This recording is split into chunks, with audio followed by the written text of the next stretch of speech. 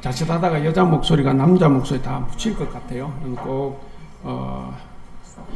참석 같이 봉사하고 찬양하면 좋겠습니다. 자, 우리에게 관심이 있어요. 언제 세상의 종말이 올까? 언제 하나님께서 우리를 구원하시기 위해서 당신 아들 예수님을 이 땅에 보내주실까? 사실 우리의 삶이 좀 넉넉하고 행복하면 예수님 안 오시면 좋고, 오시더라도 좀 늦게 오시면 좋겠죠. 그렇게 생각할 수도 있습니다. 반대로 삶이 고단하고 뭔가 찌들리고 고생스러우면 빨리 예수님이 오시면 좋겠다, 이런 생각도 해봅니다.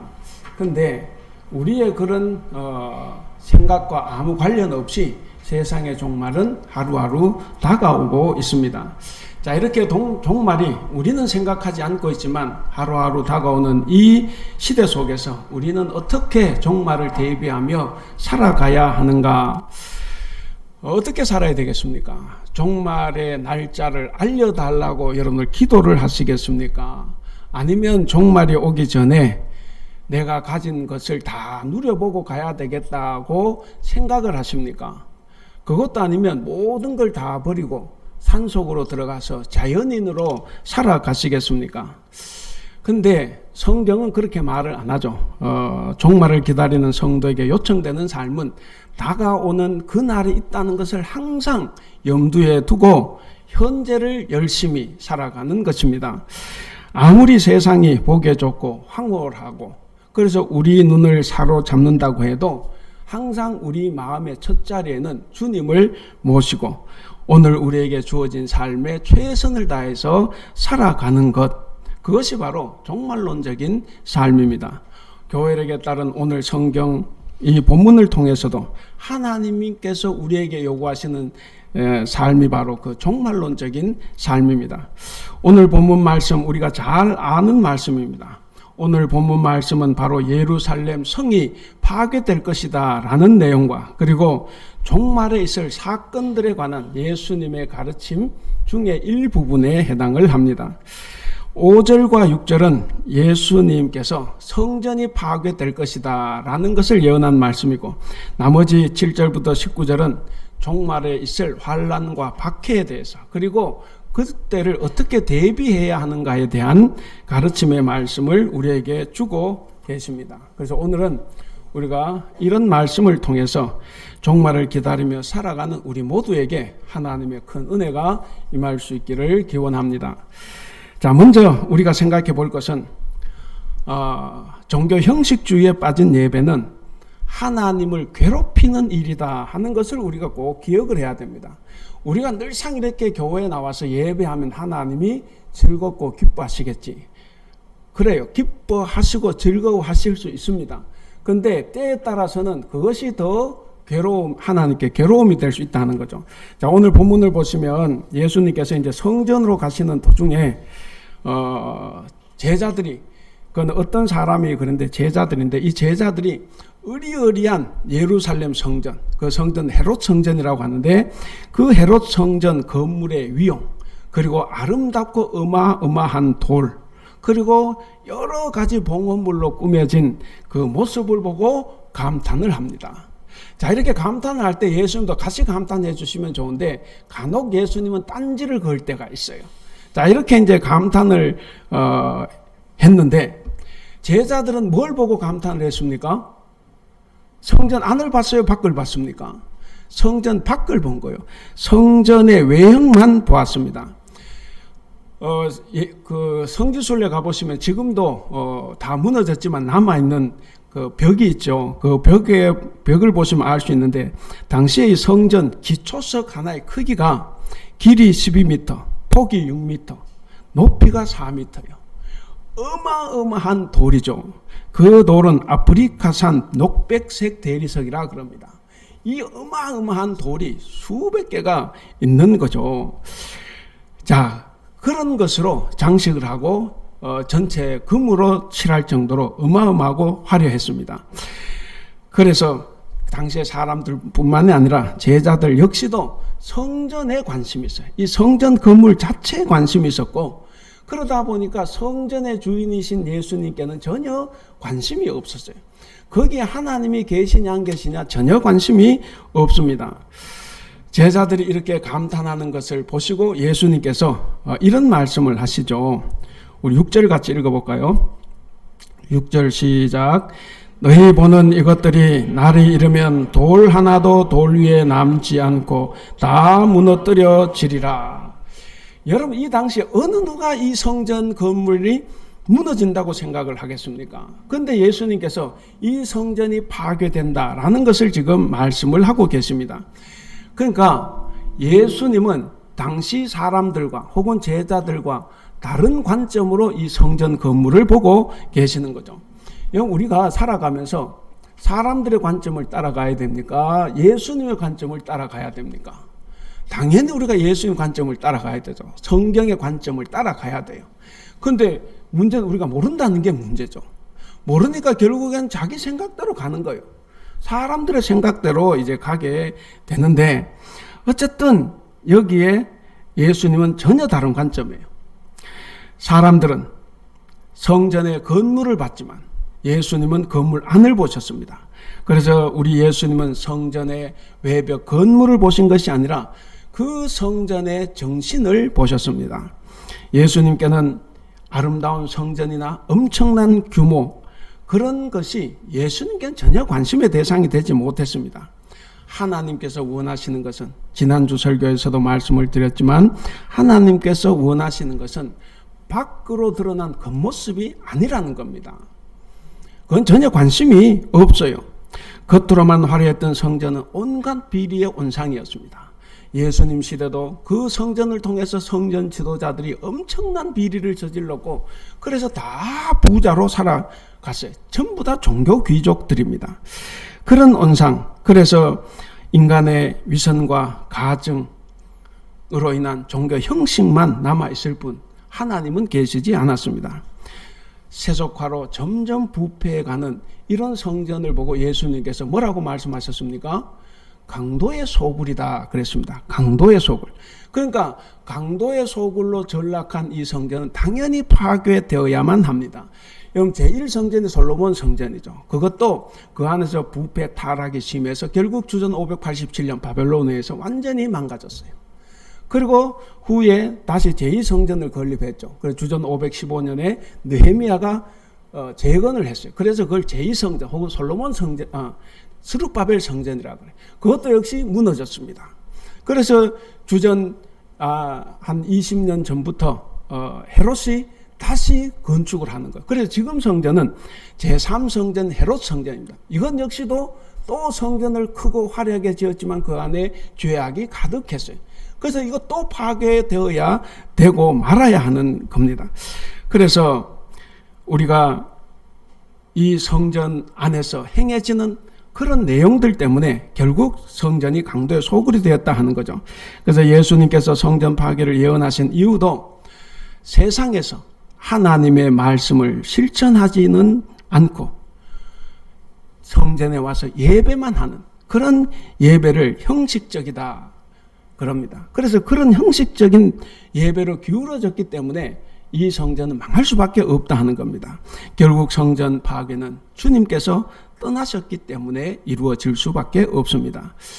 물론 그 성전 안에서 예배와 기도가 없었던 건 아니에요. 당연히 예배와 기도가 있죠. 여러분, 사람이 타락하면 타락할수록 말이 더 거룩해지고 우리의 의식이 더 화려해집니다. 그래서 당시도 마찬가지예요. 거기에 예배가 있고 기도가 있었지만, 그러나 이미 하나님이 떠나시고 계신 자리에서 하는 그 모든 것들은 자기들의 욕심으로 채워졌습니다. 그래서 상업주의와 물신숭배라는 이런 인간의 욕망과 욕심이 그 안을 가득 채우고 있었습니다. 성전은 하나님이 계신 집이죠. 하나님이 계신 전이라고 우리가 이야기를 합니다. 그런데 예수님은 철저한 반성전 사상을 가지고 계셨습니다. 그렇기 때문에 사복음서에 다 나오는 성전 정화 사건이라 그러죠. 성전 숙청 행위가 있는데, 이것은 단순히 뭐 성전을 깨끗이 청소했다 이런 의미가 아니에요. 그 성전 정화 사건이 일어나기 전에 어떤 사건이 먼저 있습니까? 열매 없는 무화과 나무를 저주하시는 사건이 나와요. 그래서 이 나무가 뿌리채 말라버렸다 하는 것이 나와요. 그게 지금 예루살렘 성전을 상징하는 겁니다.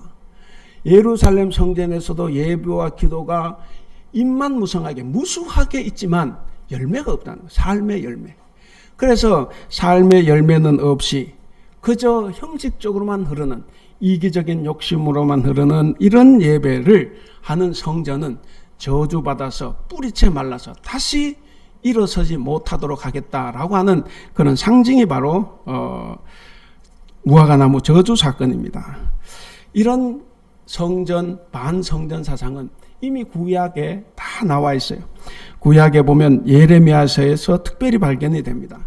여러분 예레미야서 7장에서 10장, 7, 8, 9, 10장을 읽어보시면 그것을 제목을 붙이기를 예레미야의 반성전 설교다 이렇게 이야기를 하는데 그 초두를 우리 한번 읽어보겠습니다. 예레미야 7장 4절에서 7절 말씀을 우리 같이 한번 읽어보겠습니다. 시작.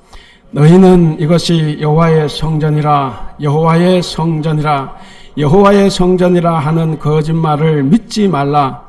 너희가 만일 길과 행위를 참으로 바르게 하여 이웃들 사이에 정의를 행하며 이방인과 고아와 과부를 압제하지 아니하며 무죄한 자의 피를 이곳에서 흘리지 아니하며 다른 신들 뒤를 따라 화를 자초하지 아니하면 내가 너희를 이곳에 살게 하리니 곧 너희 조상에게 영원 무궁토록 준 땅에니라. 그러니까 너희는 이곳이 여호와의 성전이라 여호와의 성전이라 하는 거짓말을 믿지 말라. 그 성전인데 성전이라고 하는 게 왜 거짓말입니까? 그런데 하나님 계시지 않기 때문에 성전이라 하는 거짓말이죠. 그러니까 믿지 말라는 거. 왜 그러냐? 5절 6절에 나왔죠. 길과 행위는 다 엉망입니다. 그 엉망이 뭐예요? 6절에 보면 이방인과 고아와 과부를 압제한, 가난한 자를 압제하고 착취하고 차별하는 이런 것들을 계속 하고 있는 한 그 예배는 예배가 아닌 거예요. 그 성전은 성전이 아닌 겁니다. 아모스도 마찬가지입니다. 우리가 잘 아는 아모스 5장 21절에서 22절 말씀을 우리 같이 한번 읽어보겠습니다. 시작. 내가 너희 절기들을 미워하여 멸시하며 너희 성회들을 기뻐하지 아니하나니 너희가 내게 번제나 소제를 드릴지라도 내가 받지 아니할 것이요 너희의 살찐 희생의 화목제도 내가 돌아보지 아니하리라. 여기에 절기, 성회, 번제, 소제, 속건제, 화목제 다 예배를 이야기합니다. 각종 예배. 근데 그 예배를 하나님은 기뻐하시지 않는다는 거죠.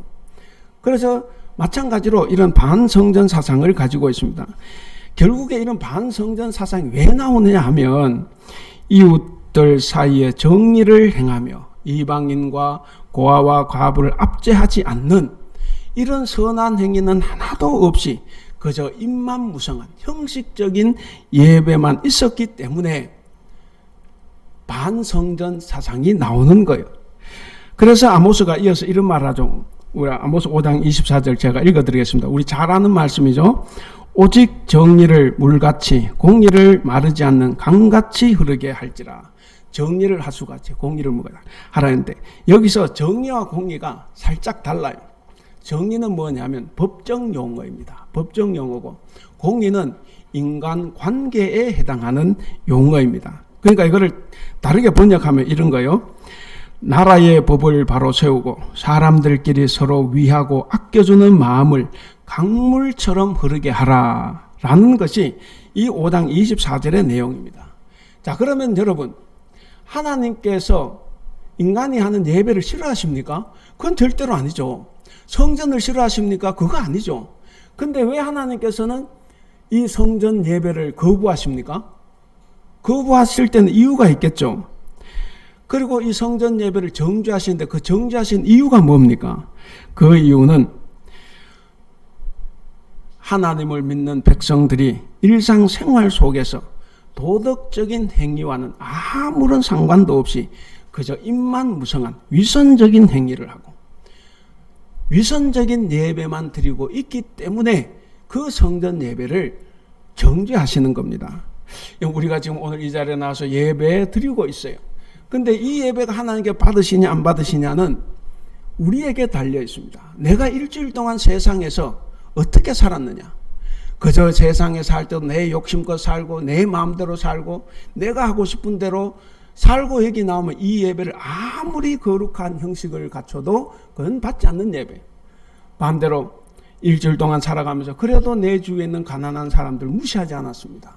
위로했고 또 필요할 때 도와주기도 했습니다. 뭐 찾아서 도울 일은 없다고 해도 그렇게 이웃을 사랑하고 협력을 했습니다. 그렇게 하고 여기 와서 드리는 예배는 하나님께서 기쁘게 받으시는 예배다 하는 거죠.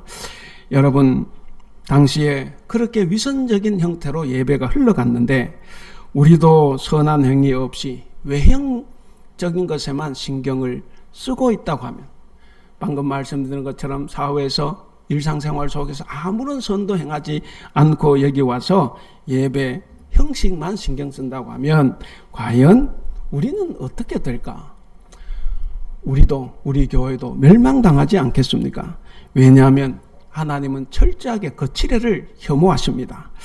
사실 사람들이 성전에서 바라봐야 할 것이 따로 있었어요. 성전에서 바라보아야 하는 것이 어떤 성전의 건물의 어떤 위용, 성전 건물의 아름다움이 아니라 성전에서 예배가 사라지고 있다는 것을 봐야 되고, 그리고 그 성전에서 섬김이 사라지고 회개가 사라진 것을 바라봐야 합니다.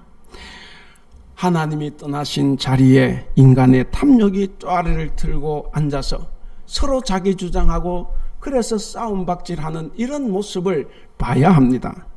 하나님을 사랑한다고 하면서 또는 하나님을 사랑한다고 해서 장애인과 약자를 착취하고 차별하고 억압하고 있는 것을, 그런 것들을 우리는 봐야 합니다. 그래서 썩어버린 교회에 대한 슬픔은 없고 그저 웅장하고 화려한 건물, 정말 우리 교회 건물 멋지다, 그리고 우리 교회는 이런 행사들을 해 하는 것을 보고 찬사만 할 때 우리 예수님께서 내가 그 성전을 헐어버리겠다라고 말씀하시지 않겠습니까?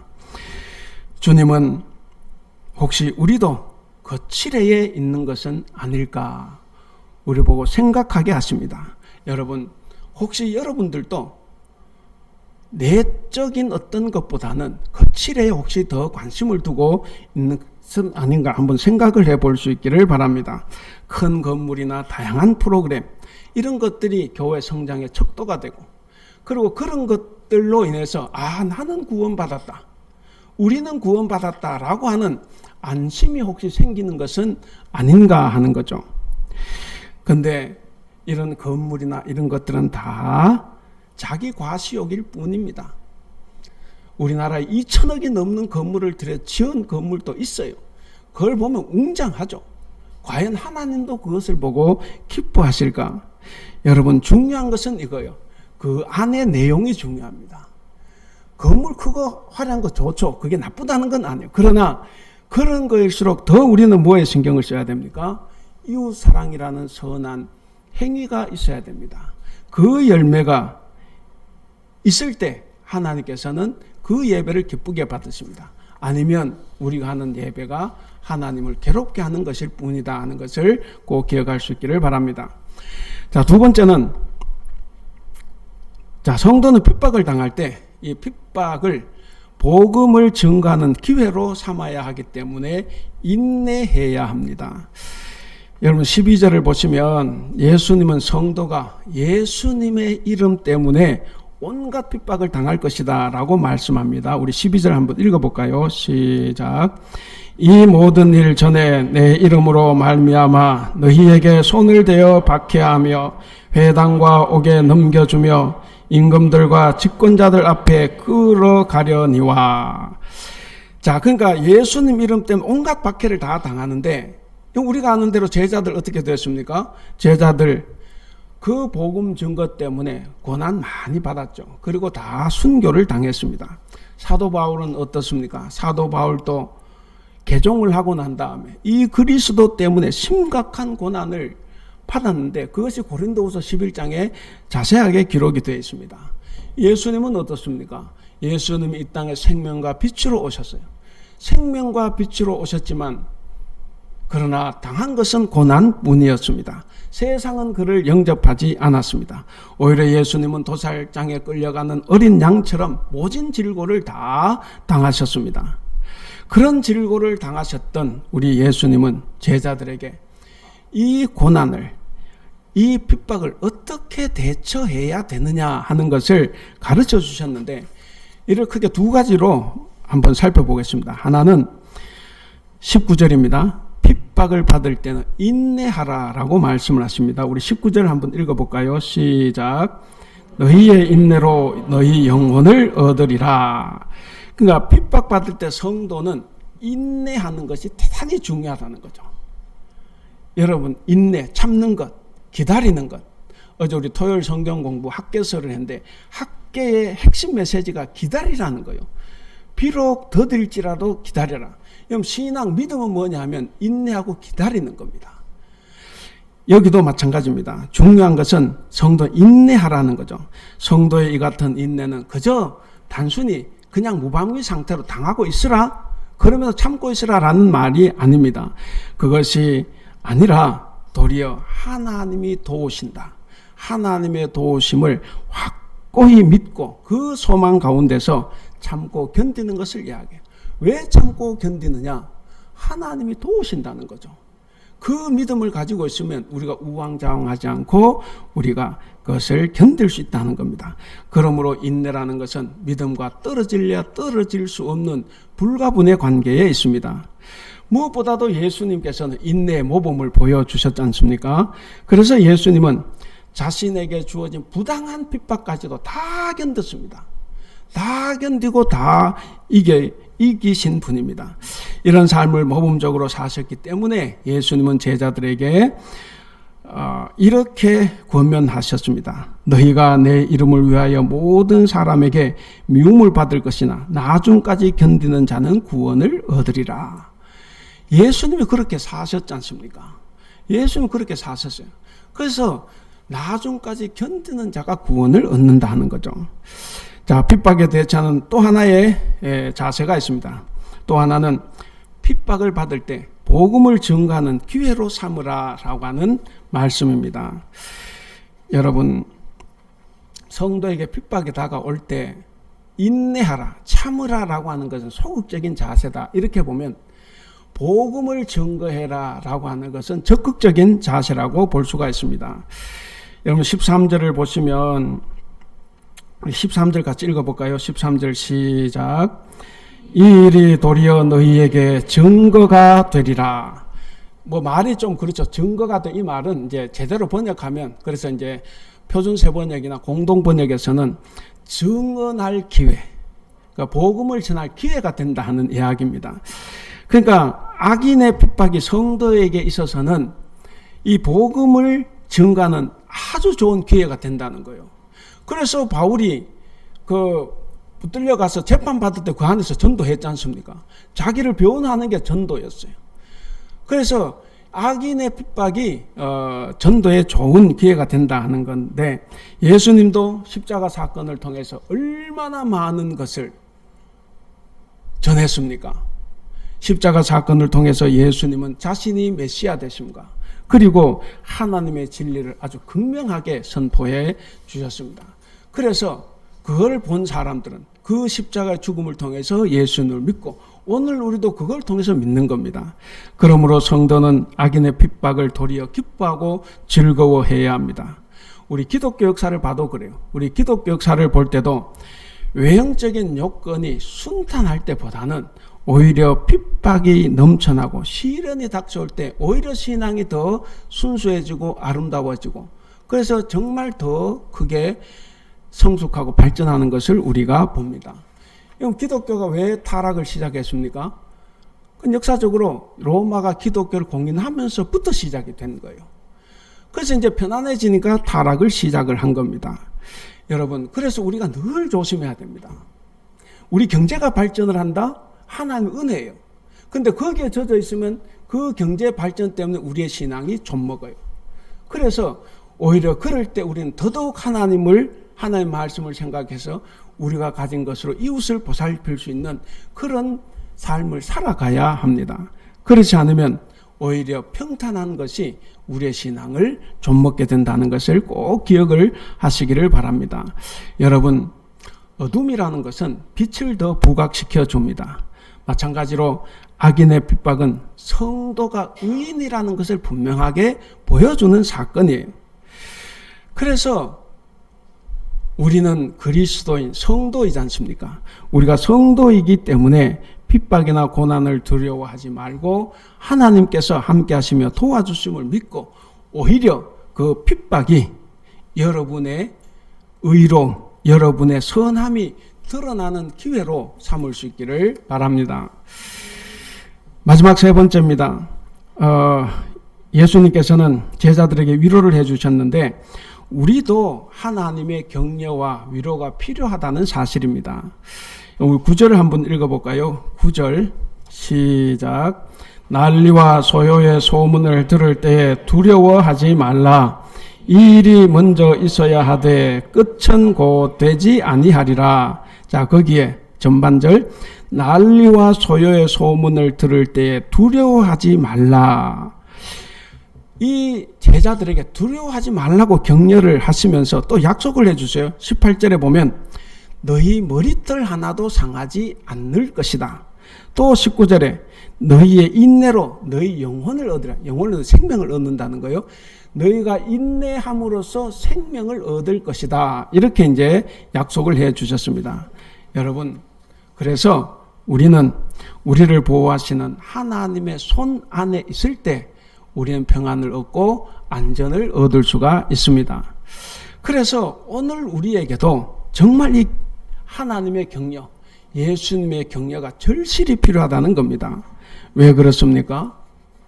우리도 지금 살아가고 있는 이 세상이 위험한 상황이라는 거예요.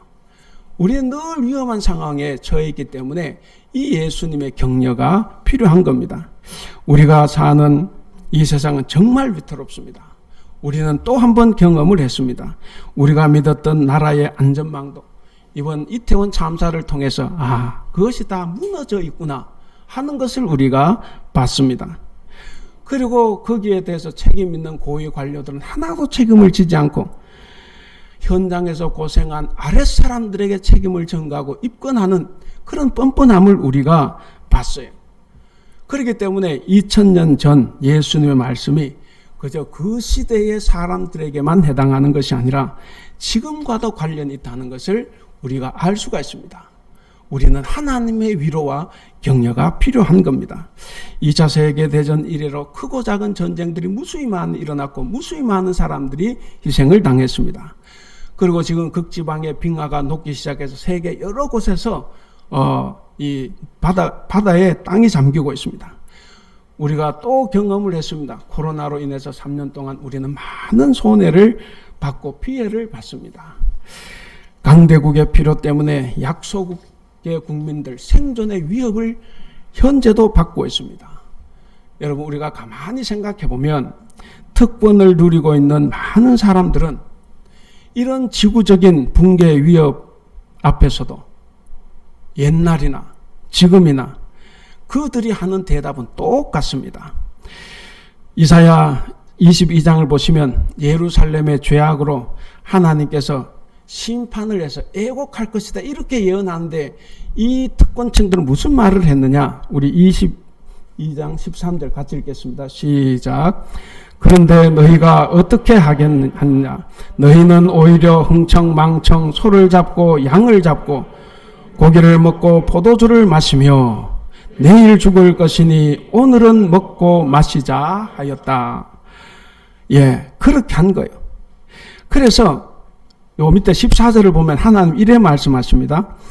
이 죄악은 너희가 죽기까지 내가 용서하지 않겠다. 이렇게 말씀을 하세요. 그러니까 이 재난을 보는 이것이 가진 사람들은 달리 보고 있다는 거예요. 근데 예수님은 전혀 다른 방식으로 이 문제에 접근을 합니다. 어떻게 접근을 했습니까? 18절이에요. 우리 18절 다시 한번 읽어볼까요? 18절 시작. 너희 머리털 하나도 상하지 아니하리라. 그러니까 세상에 가진 사람들은 자신의 안위와 행복만을 생각을 했어요.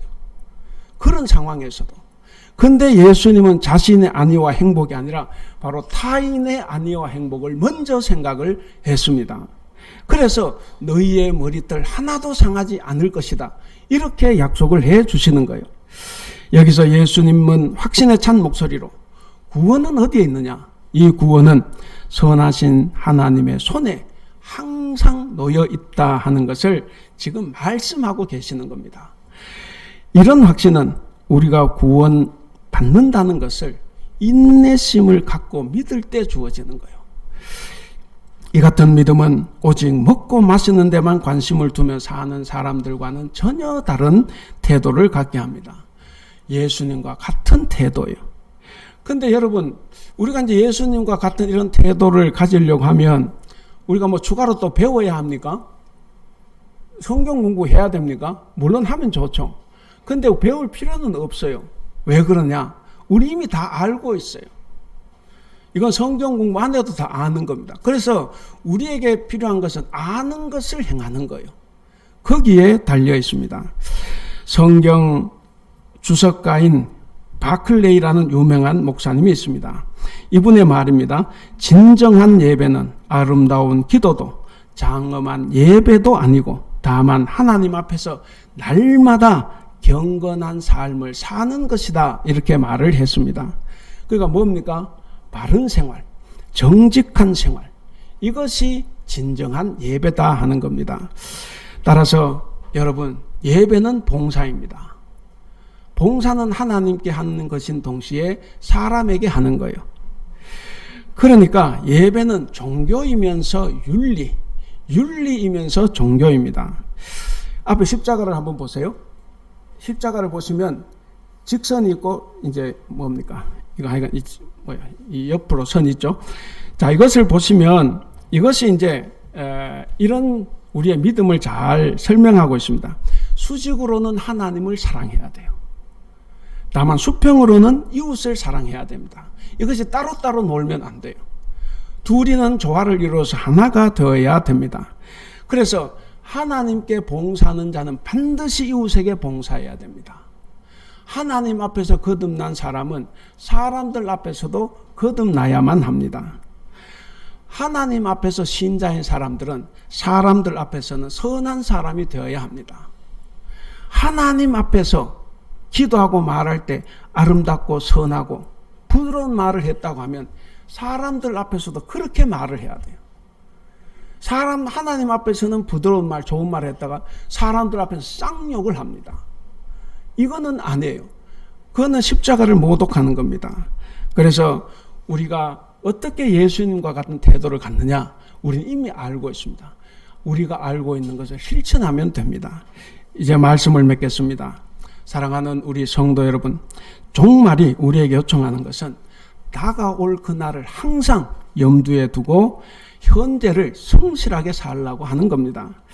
세상의 황홀한 문명이 우리의 눈과 귀와 마음을 사로잡는다고 해도 우리의 시선과 마음은 항상 여전히 주님을 내 마음의 첫 자리에 모시고 주어진 현재의 삶에서 최선을 다해야 합니다.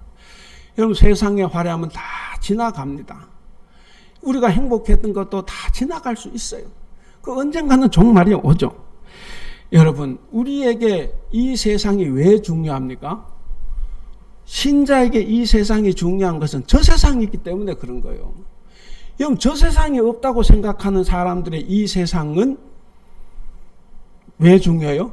마음껏 먹고 살아야 돼요. 저 세상이 없으니까. 근데 우리는 저 세상이 있기 때문에 이 세상에서 우리가 하나님 말씀대로 절제하고, 그리고 잘못되었을 때 회개하고, 그리고 하나님 예수님처럼 이웃을 사랑하고 살아가야 되는 겁니다. 왜? 저 세상이 있기 때문에. 그래서 우리는 이 세상의 삶을 대단히 중요하게 생각을 해야 됩니다. 그래서 저나 여러분들 다 마지막 때를 준비하는 자로서 하나님을 경외할 수 있기를 바랍니다. 오늘 우리 찬양팀이 특별히 불렀죠. 우리 이병훈 집사님께서 멘트까지 해주셨는데, 하나님 말씀을 두려운 겁니다. 경외해야 돼요. 그것을 듣고 우리가 지켜야 되는 겁니다. 그럴 때 우리는 주님을 맞을 준비를 잘 하게 되는 겁니다. 그래서 우리는 마지막 때를 준비하는 자로서 하나님을 경외해야 되고 주어진 시간을 하나님을 섬기고 이웃을 사랑하는 것으로 채워가야 합니다. 바로 이것이 마지막 시대를 살아가는 우리의 자세입니다.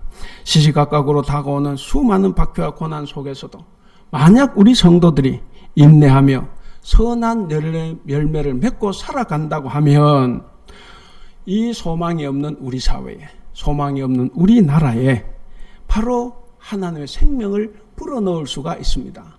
그러면 우리 한국교회가 다시 부흥할 수 있어요. 오늘 제목이 뭡니까? 같이 한번 읽어보겠습니다. 시작. 그리스도인 인내로 생명을 얻는 사람. 사랑하는 우리 대북교회 성도 여러분, 너희는 인내로 영혼을 얻으리라. 영혼 생명이라 그랬죠. 너희는 인내로 너희 생명을 얻으리라 라는 이 약속의 말씀처럼 우리가 힘들고 어려운 때에 오히려 인내하며 복음을 전하고 그리고 선한 열매를 맺어서 하나님의 생명을 얻어서 여러분 이 땅에서도 하나님의 나라를 누리며 살아갈 수 있기를 주님의 이름으로 축원합니다. 기도하겠습니다.